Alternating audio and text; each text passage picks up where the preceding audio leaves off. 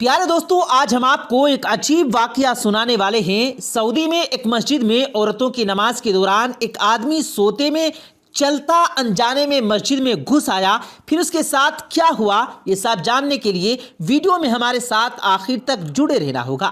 اور اگر آپ نے ہمارے اس یوٹیوب چینل کو سبسکرائب نہیں کیا ہے تو جلدی سے سبسکرائب کریں، ساتھ لگے بیل نوٹیفیکیشن کو ضرور پریس کریں تاکہ لیٹسٹ اپلوڈ ہونے والی ہماری ویڈیوز کا نوٹیفیکیشن بر وقت آپ تک پہنچتا رہے۔ ویڈیو کو لائک کر کے دوستوں کے ساتھ شیئر کرنا بھی مت بھولیے گا۔ تو آئیے دوستو، آغاز کرتے ہیں اپنی آج کی اس خوبصورت ویڈیو کا۔ پیارے دوستو، سعودی عرب کے ریاض میں ایک عالمہ مضافی التشلان اپنے مدرسے میں عورتوں کو با جماعت نماز ادایا کرتی تھی۔ یہ وقت پچھلے سال رمضان میں پیش آیا جب نماز تراویح پڑھانے کے دوران ایک شخص اس مدرسے میں گھس آیا۔ خواتین نماز میں مشغول تھی اور وہ شخص ان عورتوں کے بیچ جا کر بیٹھ گیا۔ جب نماز ختم ہوئی تو تمام عورتیں اس شخص کو دیکھ کر پہلے تو گھبرا گئی، پھر اس کے بعد اس شخص کی انہوں نے خوب دھلائی پٹائی کی۔ وہ شخص اس قدر پریشان ہوا اور چیختا رہا کہ مجھے کیوں مار رہی ہیں؟ میں نے کچھ نہیں کہا، مگر کسی نے اس کی بات نہ سنی۔ فوراً سیکیورٹی کو بلا لیا گیا، انہوں نے بھی اس کی خوب دھلائی کی اور پھر وہاں کی پولیس کو بلا کر اس کے حوالے کر دیا گیا۔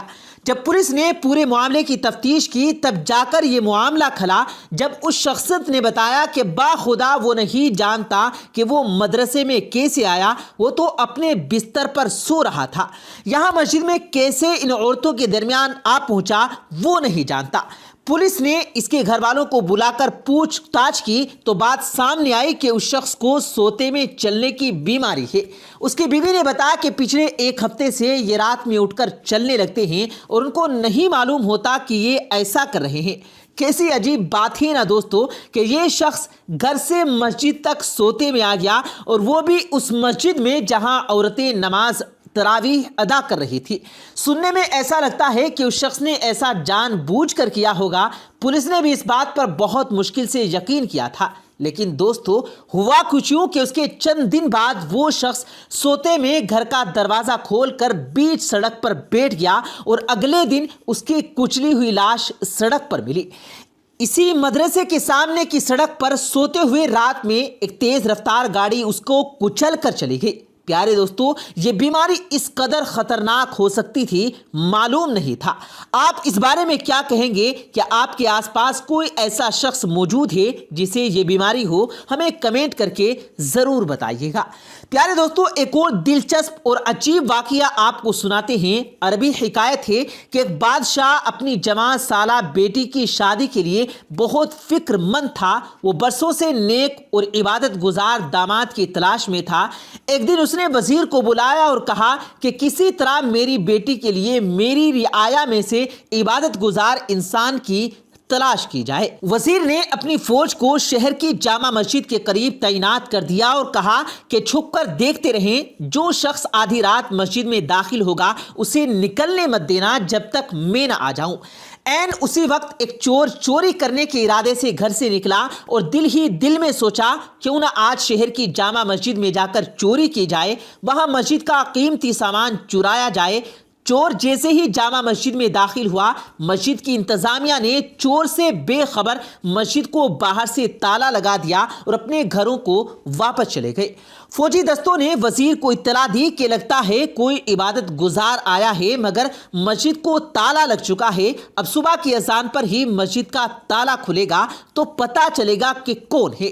وزیر جلدی سے مسجد پہنچا اور صبح کی اذان کا شدت سے انتظار کرنے لگا تاکہ اندر موجود نیک انسان کو بادشاہ کے سامنے حاضر کیا جا سکے۔ جیسے ہی مسجد کھلی، وزیر دستے سمیت اندر داخل ہوا۔ چور یہ دیکھ کر گھبرا گیا کہ آج تو بھائی پکڑا گیا اور جلدی سے نماز کی نیت باندھ لی۔ جو ہی سلام پھیرا فوراً کھڑا ہو کر دوبارہ نیت باندھ لیتا۔ وزیر کو اس کی عبادت گزاری پر یقین آ گیا۔ جو ہی سلام پھیرا فوجی دستے نے اس چور کو پکڑا اور بادشاہ کے سامنے پیش کر دیا۔ وزیر نے کہا، بادشاہ سلامت، یہ ہے آپ کا وہ مطلوبہ شخص، اسے مسجد سے گرفتار کیا گیا ہے۔ رات بھر یہ مسجد میں عبادت کرتا رہا۔ چور کی حالت غیر ہو رہی تھی۔ بادشاہ چور سے مخاطب ہو کر کہنے لگا، کیا خیال ہے اگر میں اپنی بیٹی کی شادی تمہارے ساتھ کر کے تمہیں سلطنت کا ولی عہد مقرر کر دوں؟ کیا تمہیں منظور ہے؟ چور ہکا بکا رہ کر دیکھنے لگا، ڈرتے ڈرتے پوچھا، علی جاں یہ کرم نوازی کس خاطر؟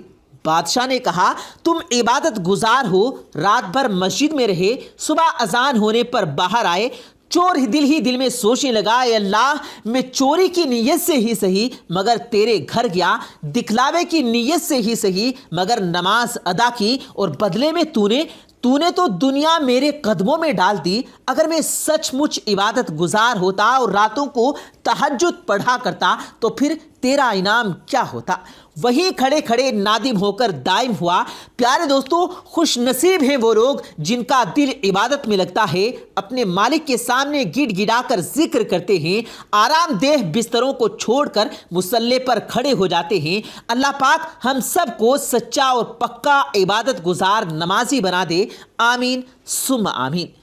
پیارے دوستو، امام غزالی رحمۃ اللہ علیہ کے بھائی کا ایک دلچسپ واقعہ یاد آ رہا ہے، آپ سے شیئر کرتے ہیں کہ محمد غزالی رحمۃ اللہ علیہ اور احمد غزالی رحمۃ اللہ علیہ دو بھائی تھے۔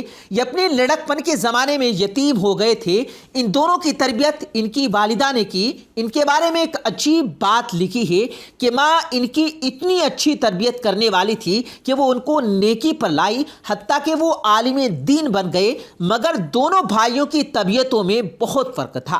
امام غزالی رحمۃ اللہ علیہ اپنے وقت کے بڑے واعظ اور خطیب تھے اور مسجد میں نماز پڑھاتے تھے۔ ان کے بھائی عالم بھی تھے، نیک بھی تھے، لیکن وہ مسجد میں نماز پڑھنے کی بجائے اپنی الگ نماز پڑھ لیا کرتے تھے۔ ایک مرتبہ امام غزالی رحمۃ اللہ علیہ نے اپنی والدہ سے کہا، امی، لوگ مجھ پر اعتراض کرتے ہیں تو اتنا بڑا خطیب اور واعظ بھی ہے اور مسجد کا امام بھی ہے، مگر تیرا بھائی تیرے پیچھے نماز نہیں پڑھتا۔ امی، آپ بھائی سے کہیں وہ میرے پیچھے نماز پڑھا کرے۔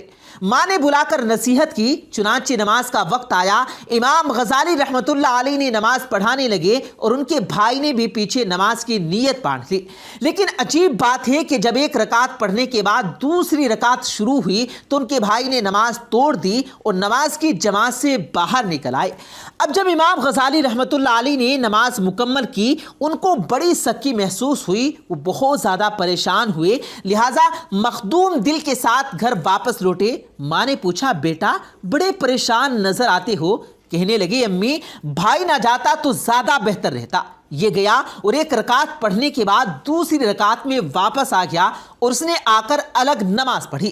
ماں نے اس کو بلایا اور کہا، بیٹا ایسا کیوں؟ چھوٹا بھائی کہنے لگا، میں ان کے پیچھے نماز پڑھنے لگا، پہلی رکعت انہوں نے ٹھیک پڑھائی، مگر دوسری رکعت میں اللہ کی طرف دھیان کی بجائے ان کا دھیان کسی اور جگہ پر تھا، اس لیے میں نے ان کے پیچھے نماز چھوڑ دی اور اپنی آ کر الگ نماز پڑھ لی۔ ماں نے پوچھا، امام غزالی یہ کیا بات ہے؟ کہنے لگی، امی بالکل ٹھیک بات ہے، میں نماز سے پہلے فقہ کی ایک کتاب پڑھ رہا تھا اور نفس کے کچھ مسائل تھے جن پر غور و فکر کر رہا تھا۔ جب نماز شروع ہوئی تو پہلی رکعت میں میری توجہ اللہ تبارک و تعالیٰ کی طرف تھی، لیکن دوسری رکعت میں وہی نفس کے مسائل میرے ذہن میں آنے لگے۔